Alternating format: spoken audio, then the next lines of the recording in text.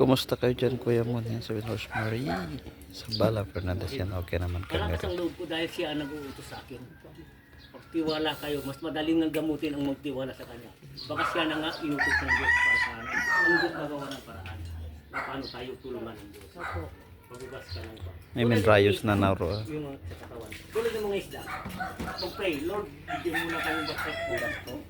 Ipahid mo lahat. Ay, ang itong lalakari ng bigyan nyo kami po pagkain ng mga isda. Alam ko walang posibility nyo. Tama, hihingin tayo sa kanya. May bang tayo.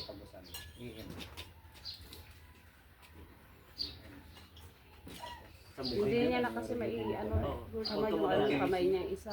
Mag-ilamos ka. Mag-ilamos ka. Maglamos ka pa ng tubig. Mag-ilamos ka. Di po. Kasi sa akin ay freedom, laya ako sa lahat. Ang dala-dala natin si Jesus, inom ka tayo. Signature po na eh. Ano yung sakit niyo po? Pumunta sa akin, iglesia, bunagin, tasi. Ginagamot, isang layunin natin, isang tinatawag natin, pamilya tayo. Huwag natin iral natin ang religion natin. Yan ang religion, walang kaligtasan kung hindi magrelasyon tayo sa Diyos. Dahil ang Diyos din mismo, anak tayo ng Diyos lahat. Walang paborito ang Diyos, lahat tayo ay naglilingkod sa Kanya. Amen. Kung naniwala ka sa Kanya, paborito ka niya. Kung hindi ka naniwala sa Kanya, wala siya. Dahil pati ikaw na kinalimutan mo na siya. Ay, dahil Diyos pa rin ang magbigay. Ang katawan natin, templo ng Diyos. Ang isip na lang natin kasi minsan sobra. Pagtahusga, panglait. Rukunan mo, Ang may, tanong ng Diyos, may logo. tignan nyo muna ang kasaysayan. Tignan nyo ang simulain bago ka naglait. Tignan mo sarili mo. Bakit ka naglalait? loko. Dapat humiling ka sa akin. Hanap ka sa Lord, gabayan niyo ako, hanapin niyo po ang ginamit niyo para tingin niyo sa amin. Opo, Ama. Tama hindi? Tama po.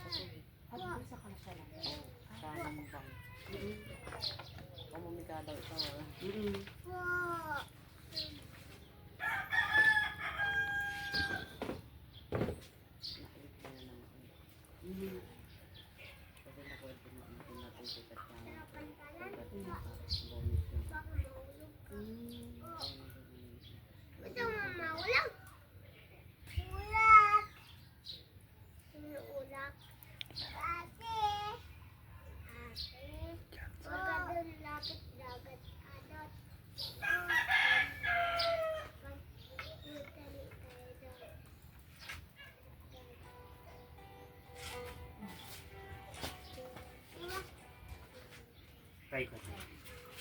Galaw-galaw yung katawan. Sige, niya.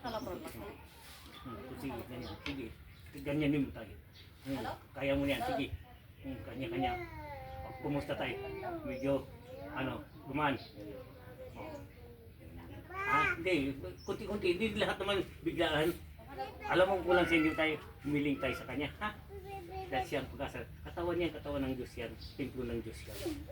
Dahil magtiwala ka agad. Basta mag-pick to God, automatic. Maraming hindi nakalakad-lakad. Dahil sa ating kaisipan, ganun lang ang paggagamot niya. Bakit? Hindi naman si Jesus ang mahawak sa tao, kundi pagpayan ng mga sakit at paniwala mo. Hindi siya mong kaisipan mo, lumapit ka sa kanya. Siya ang wala. Sinabi ko sa inyo, hindi ako nagpagaling ang Diyos. Ginamit ako, bata pa ako, ginamit ako. Tubig niya, gamot niya. Ibig sabihin, tubig mo, gamot mo, at paniwala mo. Ang tubig, Kung kahit sa halaman, kung walang tubig, matutuyo, malalanta. Kung walang tubig, mamamatay tayo. Kung walang tubig, walang isda. Dahil ang tubig, magtiwala ka sa Kanya, siya ang magpagaling sa iyo, hindi ako. Ang faith God, magtiwala ka sa Kanya, Say, kuya. magdasal tayo, Ama. Ngayon, maniniwala na ako po. Alam ko ang katawan nito, hiram namin sa inyo. Huwag tayo magbusik, magbusga, dahil wala papala tayo dyan. Kailangan makumbaba tayo. Tama, hindi. Kung isipin mo, naniniwala ka, ay mamaya gagaling ka na. Yung faith, dahil minsan, ang isip parang duda ka pa. Maniwala ka, hindi. Oo, duda ka pa, di ba? Tiwala ka, yung faith ka talagang umapit ka sa akin at totoo ka, ako, baka siya nang ang ginamit ng Diyos. Doon gagaling ka, hindi ako magpagaling, hindi siya. Dahil siya ang katunay na katibayan, gusto niya tayo tulungan. Dahil minsan ang isip natin, siya ang nagpapahamak sa atin, siya ang magliligtas sa atin kung tayo ay totoo sa Kanya. Kung magusto tayo, ibig sabihin, wala tayong tiwala sa Kanya. Baka siya na nga ginamit ng Diyos. Paano tayo gagaling kung kulang tayo faith sa Kanya? Dapat, Lord, gabayan mo po ako. Hanapin niyo po ang mga ginamit ninyo po para tingin niyo dito. Alam ko walang posible sa inyo.